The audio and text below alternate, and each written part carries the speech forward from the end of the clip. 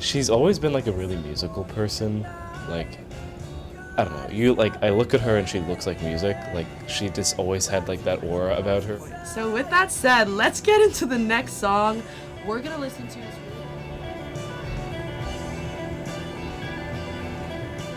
How did growing up on the internet making YouTube videos specifically affect the way that you listen to music? Yeah, so because I made YouTube videos, like anytime I listen to music, I also like purposefully like tuned my ears for like very niche songs or like unique songs that like people probably haven't heard before, because I always wanted to like share that in a video. And I'm very like, anytime I would edit a video, I never wanted to reuse a song. And it also affected me in the way that like if my followers had a positive reaction to a song I played, then I'd be like, okay, like I'm gonna look for more songs under this artist so that they can like continue to have this positive reaction. And I honestly think like that kind of curated my music taste a little bit. But yeah, I'm not mad about it. You're really lucky.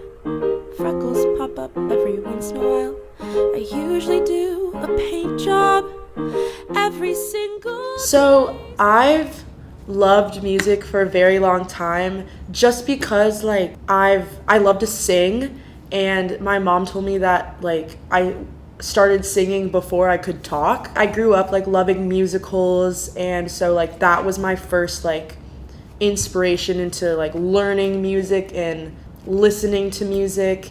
And then from there, I never really like thought about my music taste like growing up. I kind of just like went along with whatever I sounded good. But then I got into SoundCloud because my YouTube recommendations would recommend like these random really indie songs that I'd never heard before, and the only place I could listen to it was on SoundCloud. And then eventually Spotify came out, and Spotify had like a Discover Weekly feature, and then I found a lot of my music through there.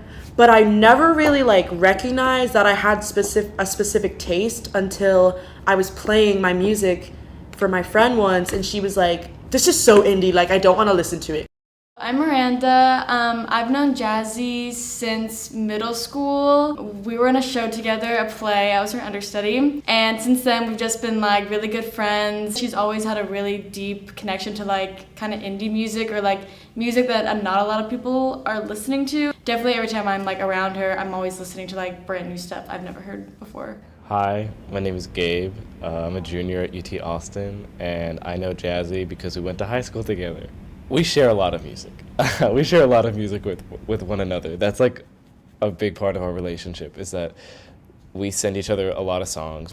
Everything that we share is something that we both resonate with. It's not like she shows me a song and I hate it. That's never happened, and vice versa. We always just had like a great musical relationship, and it would define whole periods of our lives. And I always just like was able to look at her and be like, you would love this, and I would always be right. Music has been important to me for my entire life, just because like I said, I love to sing so much.